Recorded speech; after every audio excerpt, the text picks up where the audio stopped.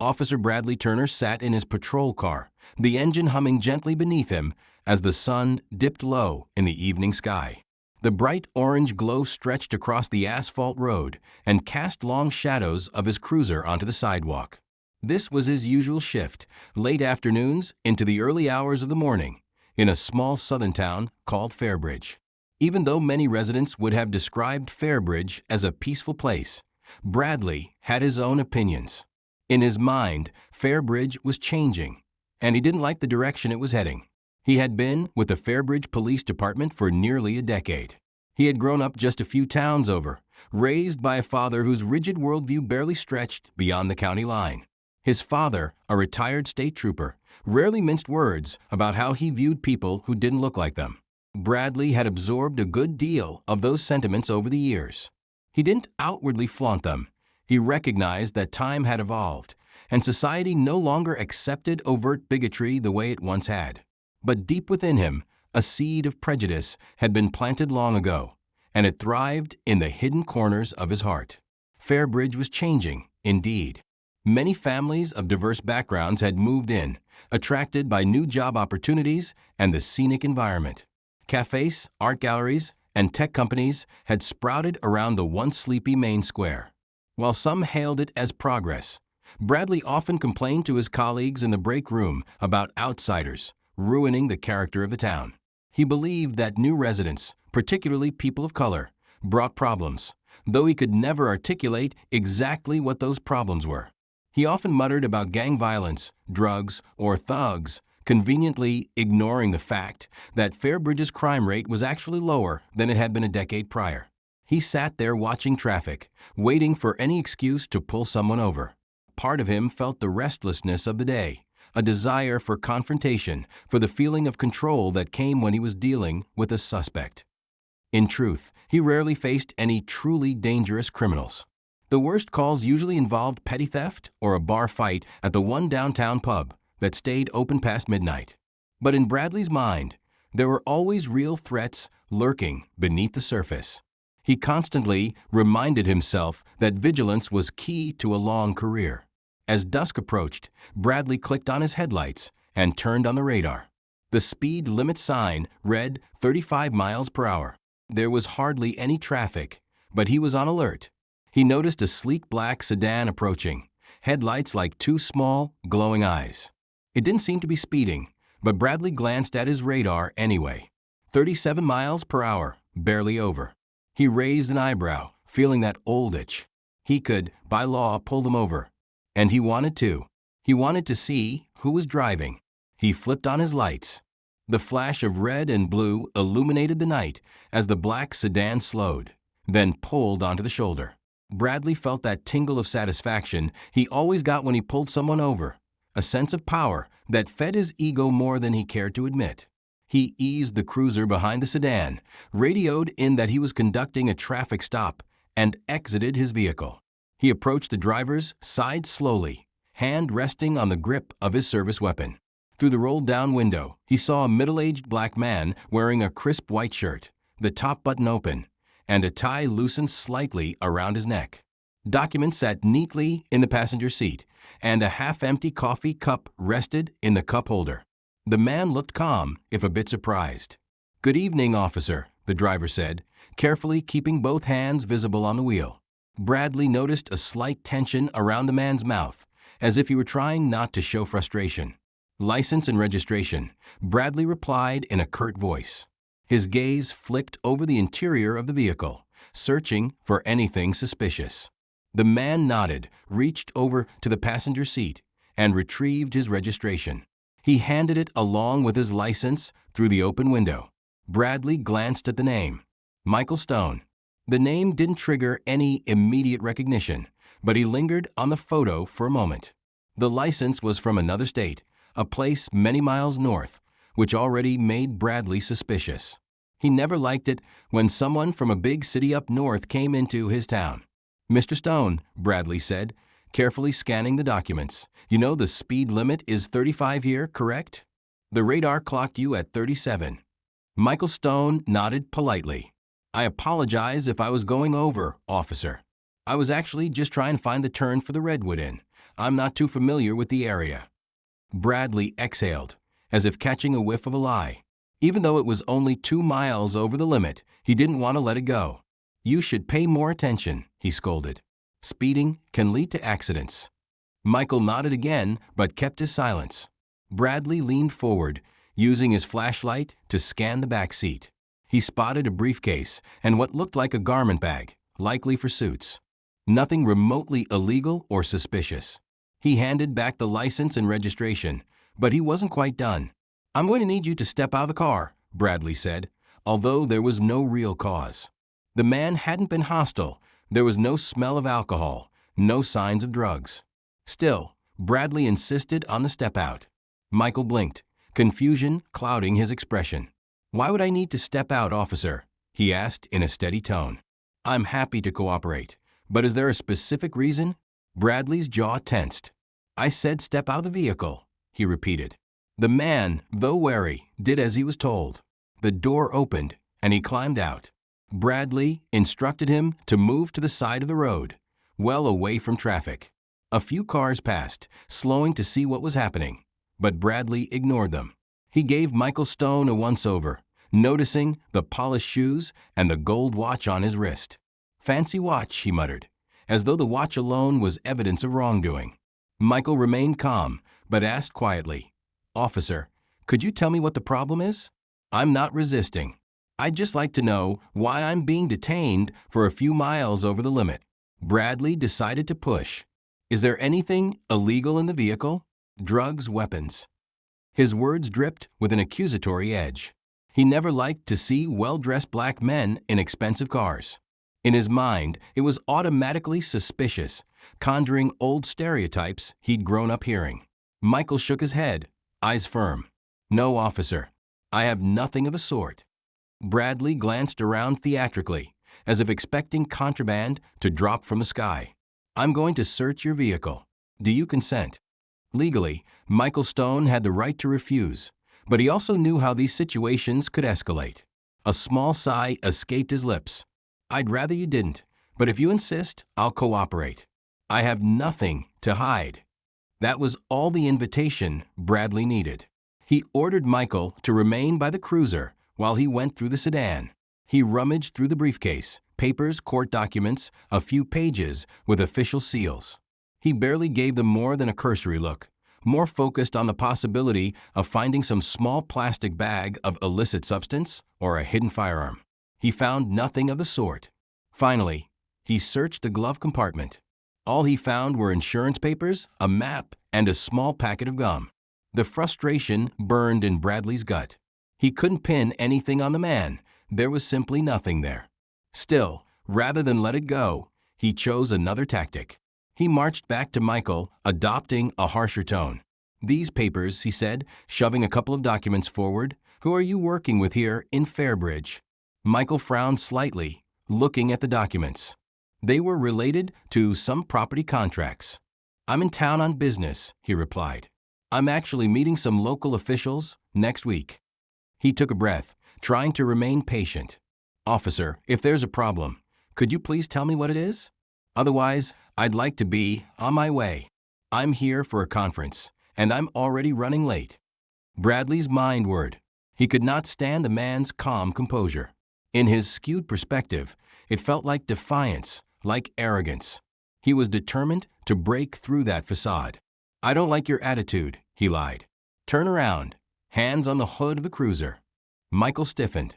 What? On what grounds? Failure to comply. Suspicion of disorderly conduct. Do it, Bradley barked, his voice echoing off the empty road. Michael closed his eyes for a moment, the tension radiating through his body. He knew that resisting would only make things worse. Slowly, he turned and placed his palms on the hood of a police car. The surface was still warm from the engine. Bradley forcibly patted him down, pressing a little too hard, yanking the man's arms behind his back. His movements were rough and punishing. Michael clenched his jaw, refusing to cry out or protest, remembering stories he'd heard from friends and family about encounters that ended violently. When Bradley found nothing, no weapon, no drugs, his frustration grew. It seemed he had reached a dead end. But he refused to let it go at just a search. With a sneer, he said, "You're under arrest for resisting a lawful order and obstruction of justice." Michael tensed, shock etched into the lines of his face. "But I didn't resist. I didn't obstruct anything." Bradley ignored him, slapped the cuffs on, and recited a half-hearted version of the Miranda rights. The click of metal ratcheting around Michael's wrists felt surreal, like a nightmare he couldn't shake. He'd heard about such situations, but never imagined it would happen to him, especially over a minor traffic infraction. In the back of the cruiser, Michael's mind raced. He wondered what would happen next. Who would he call? How would he get out of this? Everything he had worked for over the years now felt at risk because of one police officer's baseless suspicions. As the cruiser pulled away from the curb, Michael stared at the darkening sky, trying to contain a swirling mix of fear, anger, and dismay. Bradley glanced in the rearview mirror, watching his detainee with a self-satisfied smirk. He had no idea who Michael Stone was, and truthfully, in that moment he didn't care. All he saw was a black man with a nice car, nice watch, and an attitude he perceived as too confident. That was enough for him to assume guilt. The station wasn't crowded that evening. Bradley pulled into the side lot, radioed for the door to be opened, and drove to the back entrance. The overhead fluorescent lights cast a pale glow on the concrete. Another officer, Tanya Ruiz, was out back, finishing her cigarette break. When she saw Bradley haul Michael Stone out of the cruiser, she raised an eyebrow. Tanya was in her early 40s, a veteran of the force who had seen more than her share of questionable arrests. She recognized that look on Bradley's face. He was flush with self-righteous triumph. It made her uneasy. "Who's this?" she asked, flicking her cigarette butt into the bin. She looked Michael over. He was well-dressed, polite in demeanor, though obviously outraged and confused. This didn't appear to be someone who had just assaulted a store clerk or robbed a bank. She saw no visible signs of violence, no outlandish behavior. Bradley shrugged, pulled him over for speeding. "He resisted, gave me trouble, so I'm bringing him in for booking." Tanya's eyes flicked to Michael. "Is that so?" She didn't push further, not yet. She knew Bradley, knew how he was. But she had her own sense of caution. "Well, let's get him processed." Inside the station, Michael tried to maintain his composure. He had never been arrested in his life. The stark walls, the smell of stale coffee and disinfectant, the distant hum of computers, all converged in a surreal blend that made his heart pound. He felt the weight of the cuffs dig into his wrists until he was finally uncuffed and guided to an empty holding cell. Bradley filled out the paperwork listing the charges: resisting arrest, obstruction. Tanya glanced at it, pressing her lips together. She debated whether she should intervene, but she knew the chain of command. Any confrontation would likely end in a spat with Bradley, who never took kindly to being questioned, especially by a fellow officer. Still, she had a feeling this might not end well for him. Michael sat on a small bench inside the cell, the cold metal pressing through his slacks. The single overhead bulb flickered. He glanced at his watch, one that belonged to his late father, an heirloom of significant sentimental value. He thought about how humiliating it was to be sitting there over something so frivolous. A swirl of thoughts rushed through his mind. How he would contact a lawyer, the embarrassment of having to explain this to colleagues. But more than that, he felt a sting in his chest that reminded him how quickly prejudice could unravel a man's life. Hours passed. No one offered him a phone call. No one asked if he needed anything. Occasionally, an officer passed by, gave him a brief look, then continued on. The station quieted down. Bradley sat at his desk, finishing up the last of his paperwork, sipping burnt coffee that had been sitting on the burner for too many hours. Eventually, Michael dozed off, his back stiff from leaning against the cell's cold wall. He was awoken by a loud clank, the sound of keys in the lock. Officer Tanya stood there, looking somewhat apologetic. "You're allowed one call," she said. "I'm sorry it took so long." Michael stood, stretching his legs. He stepped out of the cell, and Tanya escorted him to a small side room where a landline phone sat on a desk. She remained by the door, giving him a semblance of privacy. Michael dialed a number from memory, hoping his contact would pick up. "Hello," came a groggy voice after several rings. "Marcus," Michael said quietly, relief flooding him at hearing his colleague's voice. "It's me. I need your help. I've been arrested." "What? Where are you?" Michael explained the situation, the traffic stop, the search, and the ridiculous charges. Marcus sounded furious, but kept his tone steady. "Hang tight. I'll get someone on this right away. We've got local attorneys on retainer for the conference. I'll call the head of the legal team now." Michael thanked him, hung up, and turned to Tanya. She nodded, leading him back to the cell. Before locking the door, she spoke in a low voice. "Look, I don't know the full story, but try not to worry. It's not the first time we've had questionable arrests. Usually these things get sorted out. Do you need water or anything?" Michael managed a small, grateful smile. "Water would be nice." "Thank you, officer." Tanya returned with a small bottle of water, which Michael accepted gratefully. He thanked her, and she left with a look that mingled sympathy and concern. Alone again, Michael tried to center himself, remembering a technique he used when feeling overwhelmed. Slow, steady breathing, focusing on the present moment. Yet, a sense of injustice gnawed at him. This entire ordeal was maddening. The next morning, the station bustled with routine activity. Officers came in for morning briefings, phones rang, administrative staff processed paperwork. Michael sat quietly in his cell, exhausted and anxious. Bradley strode by once, shooting him a sneer. It seemed the officer took pleasure in seeing him behind bars. Michael tried not to meet his gaze, uncertain if that would provoke more scorn. Around mid-morning, a stern-looking man in a tailored suit entered the station, along with a tall, statuesque woman wearing a professional skirt and blazer. They conferred briefly with the desk sergeant, who then led them to the back area. Bradley, overhearing that they were lawyers, frowned. He checked his paperwork again, making sure all was in order. The pair, accompanied by Tanya, approached Michael's cell.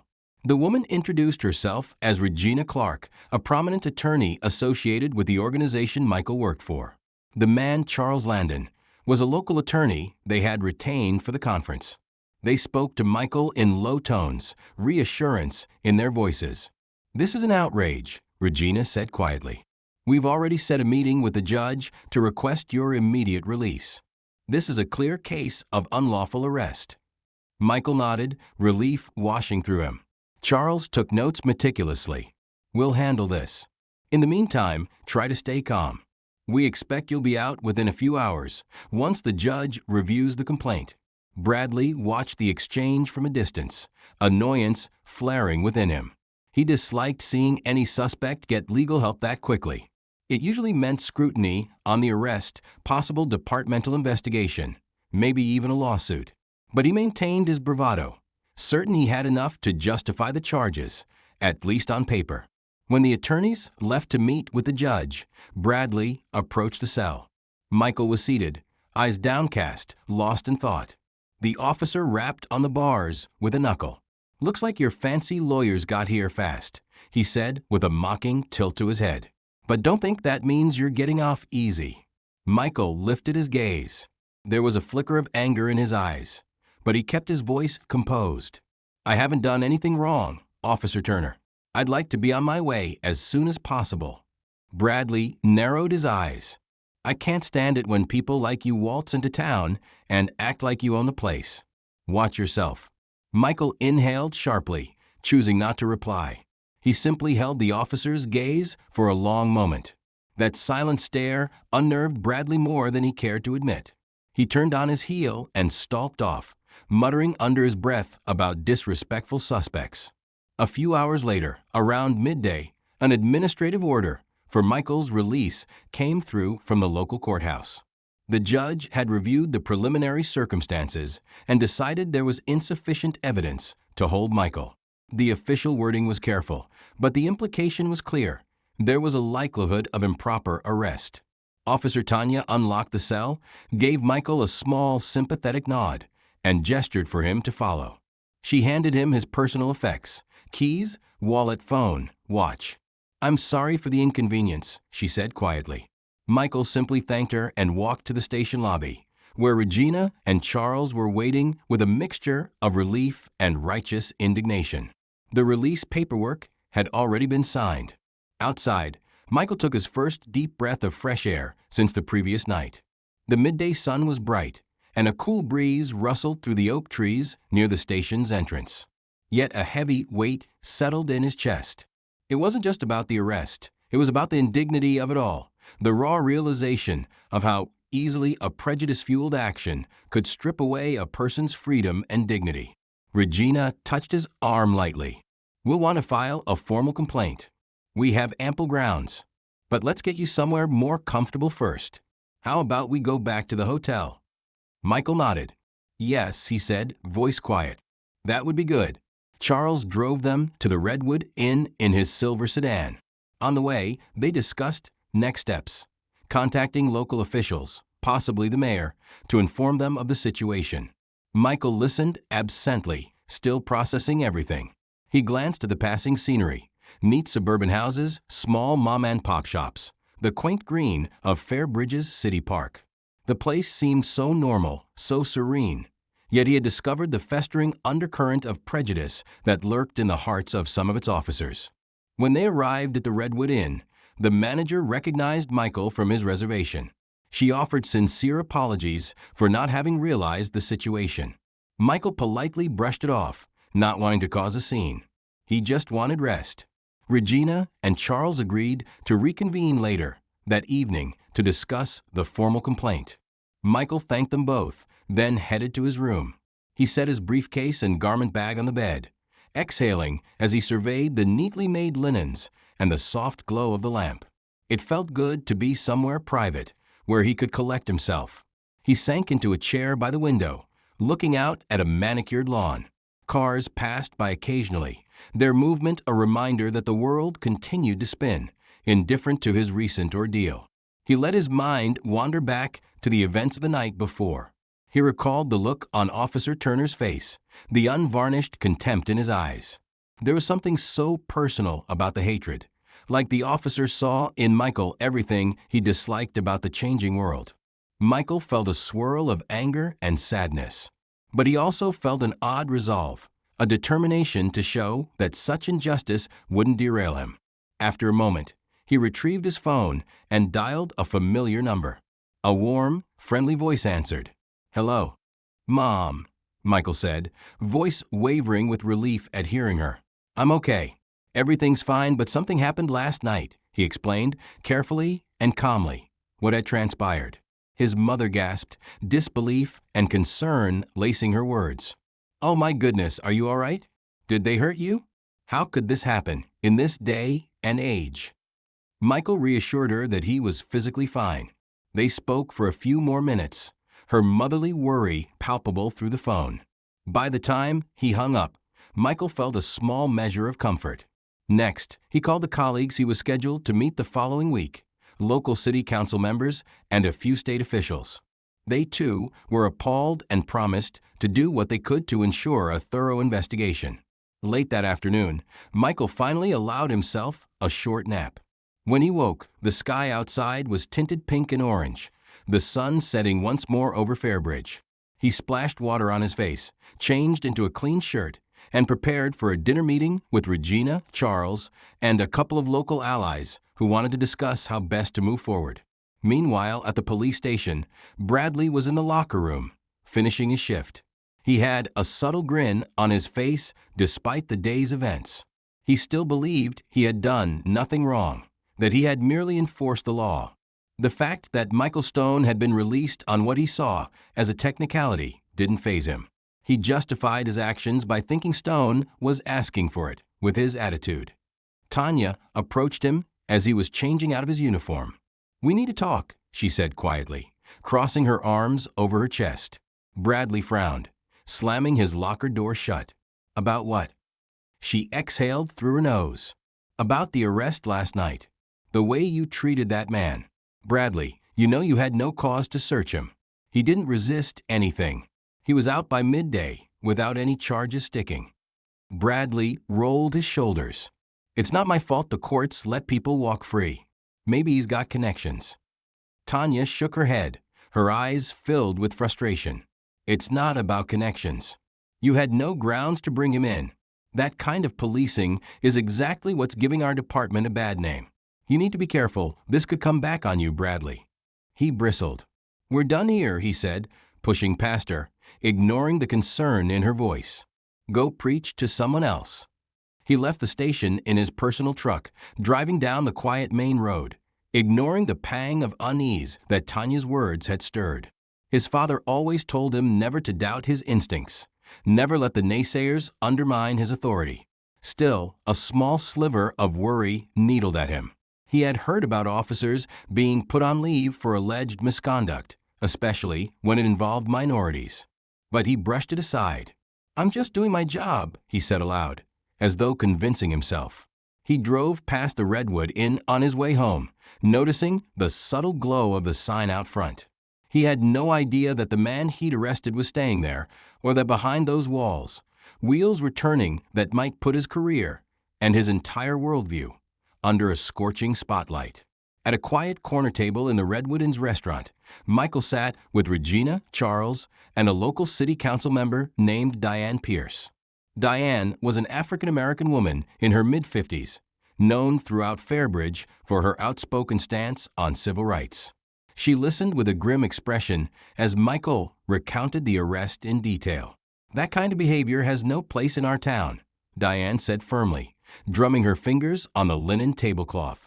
I've had complaints about Officer Turner before, mostly people claiming he targets them for minor offenses, but none that led to an official review. This might be the tipping point. Charles nodded.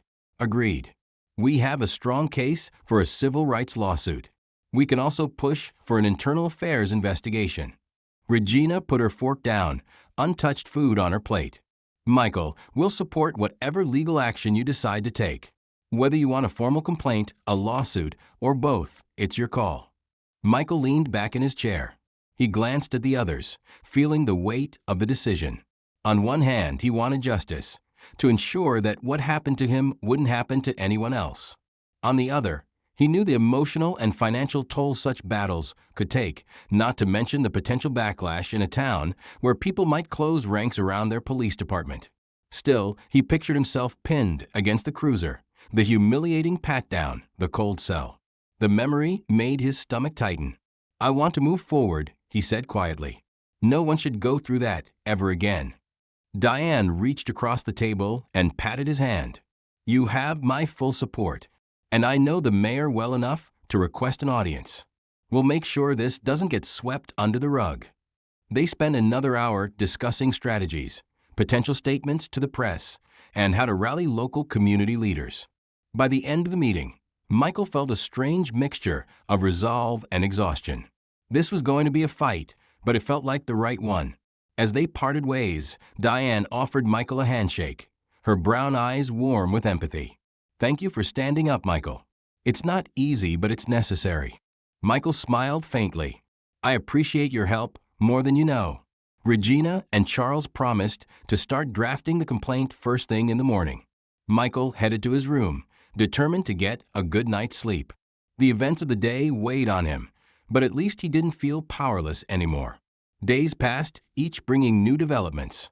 The official complaint was filed, and the mayor's office issued a statement expressing concern over the incident. Internal Affairs began a preliminary investigation into Officer Bradley Turner's record and the circumstances of Michael's arrest. Bradley, for his part, continued to work his usual shifts, though he noticed colleagues glancing at him more often. Some of the older officers patted him on the back, telling him to hang tough. But others, like Tanya, kept their distance, eyeing him with disapproval. Rumors circulated that Michael Stone was not just some random traveler, but a well-connected figure. No one seemed to know exactly who he was, though. The stories varied. Some said he was a high-powered attorney. Others whispered he was a federal agent. Still others claimed he was an executive in some major corporation. None of it settled Bradley's nerves. One morning, as Bradley sat in the break room sipping his coffee, his supervisor, Sergeant Wilson, pulled him aside.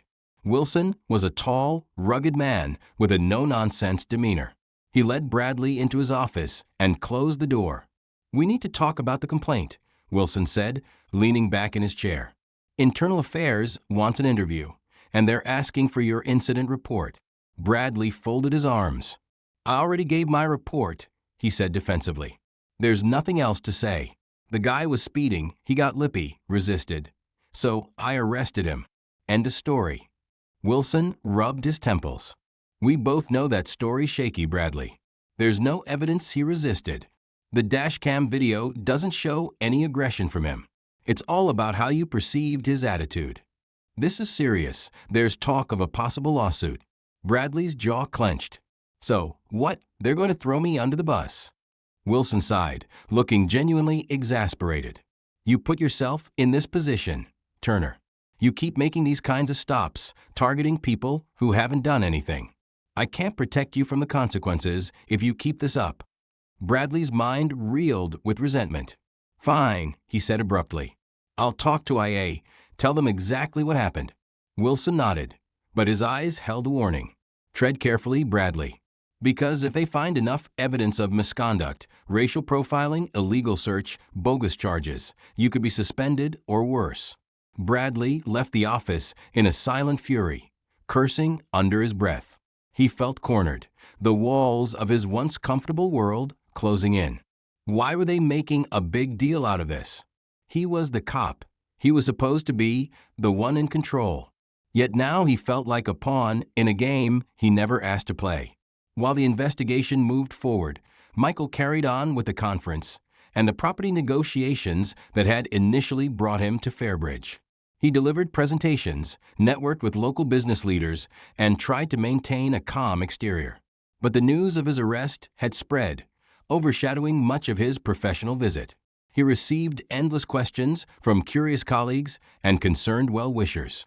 Local news reporters requested interviews, but he declined most of them, preferring to let his attorneys handle public statements. One afternoon, after finishing a lunch meeting with potential investors, Michael walked through the polished lobby of the convention center. Sunlight filtered through large glass windows, illuminating modern sculptures and potted plants. He glanced up to see a tall, middle-aged man wearing a suit approach with a cautious smile. Mr. Stone, hello, the man said, extending a hand. I'm Mayor Lewis King. Do you have a moment? Michael recognized the name from his schedule. Diane had mentioned that the mayor wanted to speak with him. He accepted the handshake. Mayor King. Of course, I have a few minutes. They moved to a quieter corner of the lobby, near a small gallery of local artwork. The mayor's expression was earnest, his tone conciliatory. I wanted to personally apologize for the incident with Officer Turner. The town of Fairbridge prides itself on hospitality, and I'm deeply sorry that you experienced the opposite. Michael studied the mayor's face, trying to discern genuine remorse from political posturing. He decided the man seemed sincere. I appreciate that. Thank you, Mayor. I'm still trying to navigate the legal aspects of it all. Mayor King nodded, glancing around to ensure no one overheard. I understand. I also know your father was a respected figure in both business and civic circles. He paused, seeing the flash of surprise in Michael's eyes. Yes, I've heard of your family. I know you're here to finalize some important deals. Please know that my office is ready to assist in any way. And I do mean any way. Michael felt a wave of emotion at the mention of his father. That was part of the reason he wore the watch. His father had been a community leader, philanthropic, and widely admired in their home city up north. He'd instilled in Michael a deep sense of justice and responsibility. Michael cleared his throat. I appreciate your support, Mayor King. I just want to ensure the officer is held accountable. If not for me, then for the next person he might target. The mayor lowered his voice even more. Internal Affairs is on it, I assure you. And I promise if it's in my power, I'll see that justice is done. They shook hands again. As the mayor departed, Michael reflected on how quickly a single incident could catalyze alliances and activism. He hoped it wouldn't just be empty talk. For Bradley, the next few days were an ordeal of interviews and paperwork. Internal Affairs officers grilled him about every detail of the traffic stop. They examined the dashcam footage, which, while incomplete, still showed a calm Michael Stone complying with instructions. They questioned the decision to search the car, the arrest for obstruction, and the alleged resistance that had no evidence. Bradley doubled down on his defense, citing officer safety, suspect attitude, and reasonable suspicion. But the more he talked, the more his explanations sounded flimsy. Outside the official environment, Bradley felt the social pressure, too. Some locals sided with him, praising him for keeping the streets safe. But others, especially in the diverse communities, were calling for his suspension. A protest was even scheduled for the upcoming weekend near City Hall, demanding fair treatment and accountability for officers who engaged in racial profiling. Bradley sat in his living room on a Wednesday evening, reading a letter from the department. It stated that he was under official review. He might be placed on administrative leave pending the outcome. The possibility of losing his badge gnawed at him. Anger coursed through his veins, anger at the outsider who had dared to file a complaint, anger at the system that no longer let cops do what he believed was necessary. He turned the TV on, flipping through channels aimlessly. Local news was abuzz with the upcoming protest. The anchor mentioned Michael Stone's name in connection with a wrongful arrest complaint. Bradley switched it off in a surge of rage, tossing the remote onto the couch. His father's old voice echoed in his mind, "Never show weakness." He resolved to stand his ground. If the department wouldn't back him, he'd handle it himself. Or so he thought. That weekend, a modest crowd gathered in front of Fairbridge's City Hall. Men, women, and children of various backgrounds held signs that read "Justice for Michael," "Stop Racial Profiling," and "Fairbridge demands change." Diane Pierce was among them, using a megaphone to lead chants. The atmosphere was peaceful yet passionate. Speeches were made about unity, fairness, and the importance of holding law enforcement to a higher standard. Michael Stone stood off to the side, away from the main throng. He was grateful for the show of support, but felt slightly uncomfortable in the spotlight. This wasn't just about him. It was about a larger, systemic issue. He chatted quietly with a few local activists, thanking them for their solidarity. Cameras flashed, and a few local reporters approached to ask questions. He gave brief, polite answers, emphasizing that he sought justice, not revenge. By mid-afternoon, the protest wound down, and the crowd dispersed in an orderly fashion. Michael was about to leave when Diane suggested they grab coffee at a nearby cafe. It was a small, cozy place with exposed brick walls and soft acoustic music playing in the background. They found a corner table and ordered cappuccinos. Diane leaned forward, a gentle concern in her eyes. "How are you holding up, really? It's been over a week since the incident." Michael paused, considering the question. "I'm all right," he said slowly. "It's surreal. Part of me is still angry. Another part is numb. But I'm trying to focus on doing what's right." She nodded. "That's understandable. Are you planning to stick around Fairbridge after the conference? Or head back home?" He let out a small sigh. "I'll need to stay a bit longer to finalize some deals, and my attorneys think it's good for me to be accessible during the investigation. Plus, I'm meeting with the mayor again next week." He paused, swirling his coffee.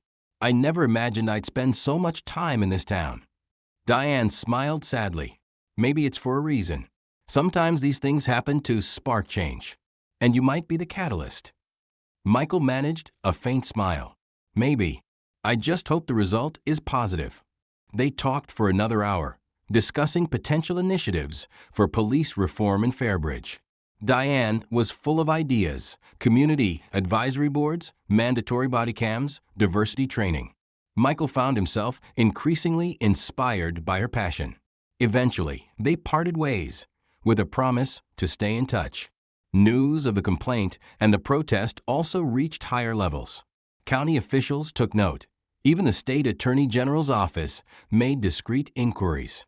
It seemed that the story of a wrongful arrest in Fairbridge had struck a nerve in a region that had long struggled with racial tensions, even if they were often swept under the rug.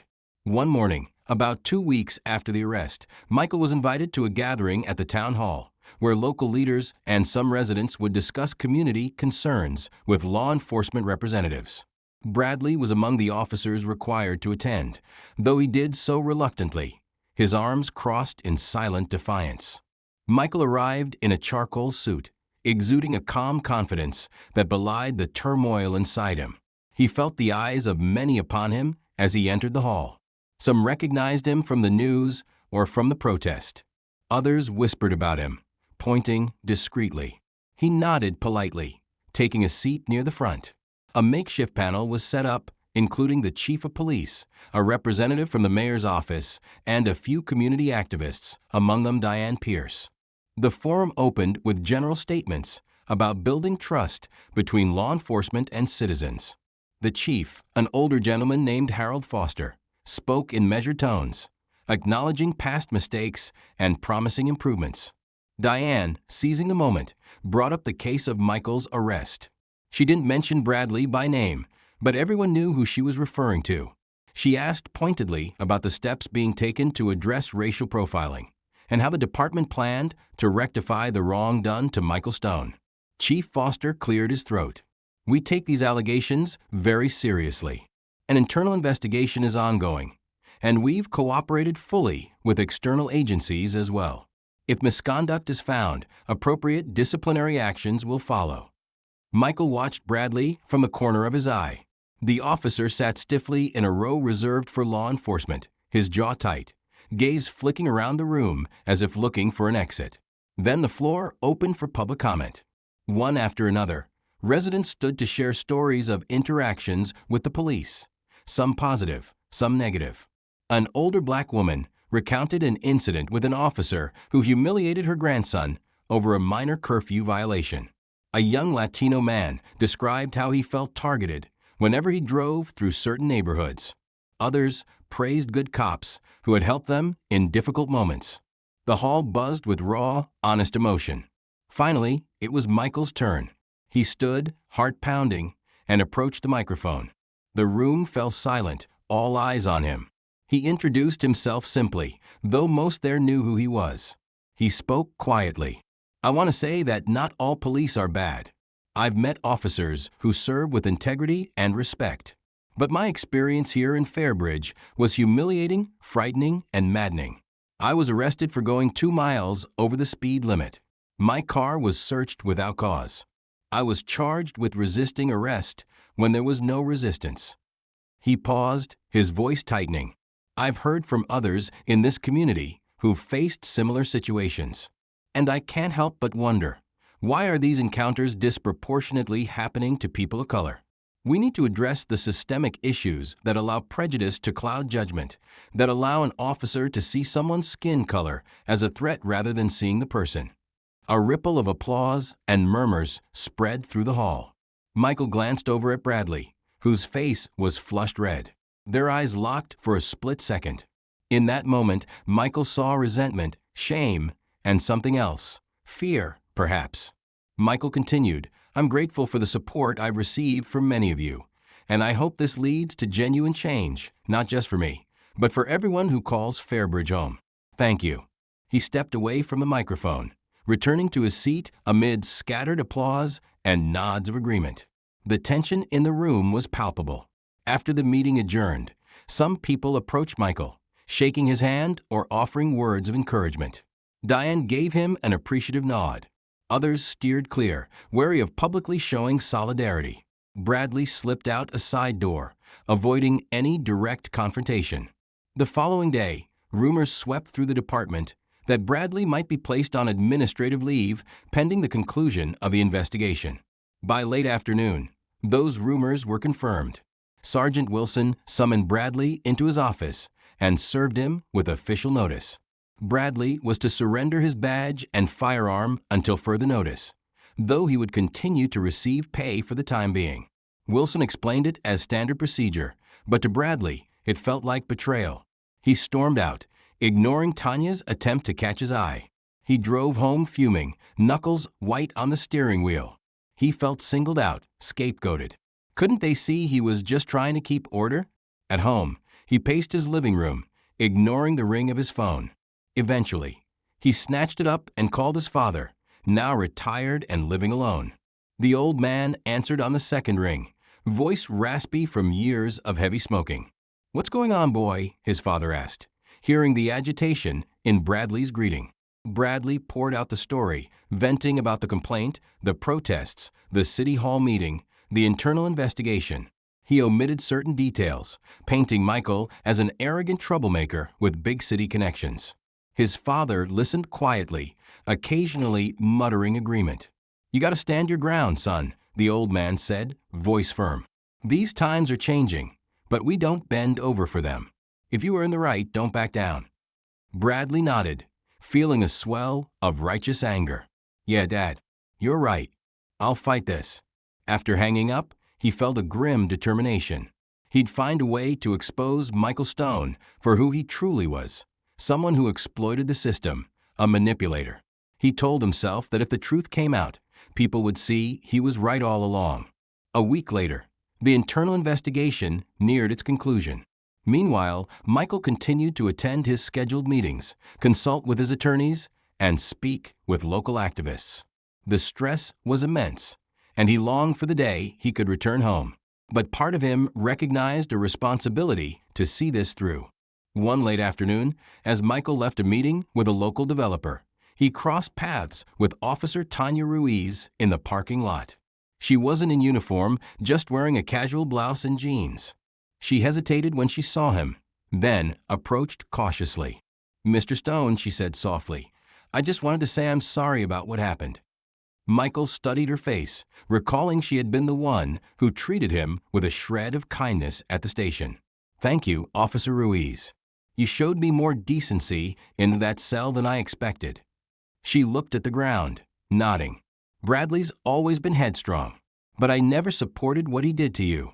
I'm not sure what the investigation will bring, but I want you to know some of us are glad you spoke up." Michael offered a small smile. "I appreciate that. Hopefully, it leads to positive change in your department." She sighed. "I hope so too. Take care." With that, she departed, leaving Michael with a hint of renewed faith that not all was lost in Fairbridge's police force. Finally, the day arrived when the official results of the internal investigation were to be announced. A press conference was scheduled at the police station, though it was rumored to be more of a statement release than a full canned. Reporters from local and regional outlets gathered outside, microphones set up on stands.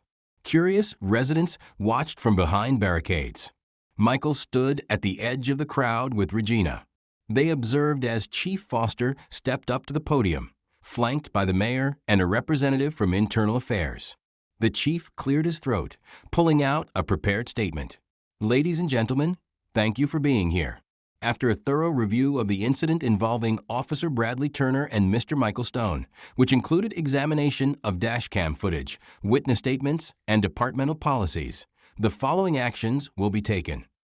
He paused, glancing at the mayor, who gave a subtle nod. "Officer Turner has been found in violation of departmental policy, including engaging in an unlawful search and making an arrest without probable cause. Effective immediately, he is terminated from the Fairbridge Police Department." A ripple of gasps and murmurs swept through the crowd. Cameras clicked, reporters scribbled furiously. Regina raised her eyebrows at Michael, who felt a rush of relief and a pang of somberness. Even though he wanted accountability, hearing the word terminated felt heavy. Someone was losing his job, his livelihood. But it was also the consequence of his actions. Chief Foster continued, "We take issues of racial profiling extremely seriously, and we commit to additional training and oversight to ensure all citizens of Fairbridge are treated with respect. We regret that this incident occurred and apologize to Mr. Stone." The official from Internal Affairs stepped forward, reiterating that the evidence supported the termination and that further inquiries into potential civil rights violations were ongoing. The mayor looked solemn, stepping up to the microphone to state, "Fairbridge is a welcoming community. We hope this action sends a message that misconduct will not be tolerated." Within minutes, the press conference ended. Reporters rushed forward to get statements from the chief, the mayor, and anyone else they could corner. Michael and Regina turned to leave quietly, but a couple of journalists spotted him. "Mr. Stone, any comment?" shouted a woman from the local news, holding a microphone toward him. Michael paused, uncertain. Regina gave him a nod. He took a breath and spoke, voice calm but clear. I respect the department's decision. I hope this serves as a reminder that no one is above the law and that we should all be treated with dignity. I'm grateful to those in Fairbridge who supported the truth, and I'm hopeful that from this, real progress can be made. Satisfied, the reporters backed off. Michael and Regina walked away from the cluster of cameras. Diane Pierce caught up to them, congratulating Michael on the outcome. Justice is rarely perfect, she noted, but this is a step. Michael nodded, feeling the emotional weight of the past weeks. It is, he agreed, a subtle tremor in his voice. That evening, Bradley Turner sat in his darkened living room, staring blankly at a beer bottle in his hand. He had watched the press conference on TV, learning of his official termination. He felt a maelstrom of rage, humiliation, and a strange emptiness. Memories flashed through his mind of all the days he'd spent in uniform, telling himself he was keeping people safe. Now, with a single decision, that part of his life was gone. He stood abruptly, hurling the half-empty bottle against the wall. It shattered, sending shards of glass and splatters of beer across the floor. Panting, he closed his eyes, wondering how it had come to this.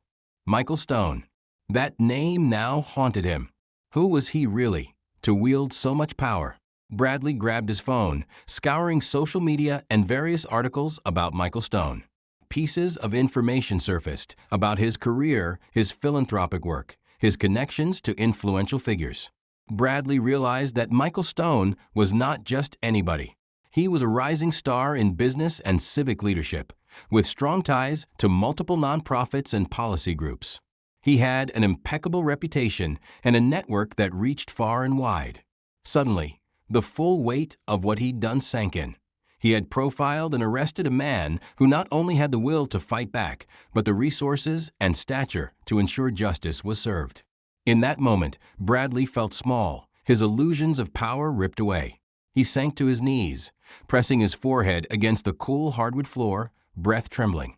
For the first time, a glimmer of remorse seeped through his anger. Remorse not just for losing his job, but for how deeply his prejudices had dictated his actions. He had believed himself justified, righteous, yet he'd never truly questioned why he felt so threatened by a successful black man in a nice car. Now it was too late. In the silence, only shards of broken glass and the echo of his broken pride remained. In contrast, across town at the Redwood Inn, Michael Stone sat on the edge of his bed, staring at the city lights through the window. He had just received a phone call from his mother, who had seen the news of the firing. She spoke of her pride in his resolve, how his late father would have admired his stand against injustice. Michael felt tears prick at the corners of his eyes, a release of the tension he'd carried for so many days. He thought about how this entire ordeal might shape his future. He had come to Fairbridge to negotiate property deals, but he was leaving with a more profound connection to the community. He'd seen its flaws, yes, but also the goodness in people like Diane, Tanya, and the countless others who believed in equality. He wondered if he might do more work here, perhaps establish a scholarship fund or partner with local nonprofits to improve relations between the police and the community. The possibilities stirred in his mind. His phone buzzed again, this time a message from Diane Pierce, thanking him for his courage and inviting him to a community forum next month. Michael typed back a brief reply, "Count me in."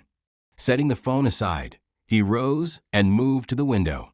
The reflection in the glass showed a man changed, a man who had faced humiliation and injustice, yet stood up to it. Outside, a gentle breeze rustled the trees. The glow of streetlights lined the roads of Fairbridge, a town that might never be the same after these events. In that quiet moment, Michael closed his eyes and let out a long breath. He felt the watch on his wrist, a reminder of his father's legacy of standing up for what's right. Despite the turmoil, he felt a surge of gratitude. He was free, vindicated, and in a position to channel this moment into something greater. It wasn't just about one racist cop who had abused his power. It was about shining a light on the everyday injustices that often went unnoticed. He had the chance to make a tangible difference, to help others who might find themselves in a similar bind but lack the resources or voice to fight back. As he opened his eyes, a faint smile tugged at his lips. He might have arrived in Fairbridge a stranger, but he was leaving with a stronger sense of purpose. And perhaps that was the most unexpected twist of all, that from prejudice and pain, a deeper sense of unity and justice could emerge. It was a powerful lesson, one he hoped the entire town would remember for years to come. In the distance, clouds drifted across a moonlit sky, and the hum of traffic on the main road lulled him. Tomorrow, he would check out of the Redwood Inn and head back to his home city. But a part of him would remain here, woven into the fabric of Fairbridge's story. A story in which a racist cop arrested a black man, only to discover that man's true stature and unbreakable resolve, setting in motion a chain of events that challenged long-held prejudices and opened the door to a more just future.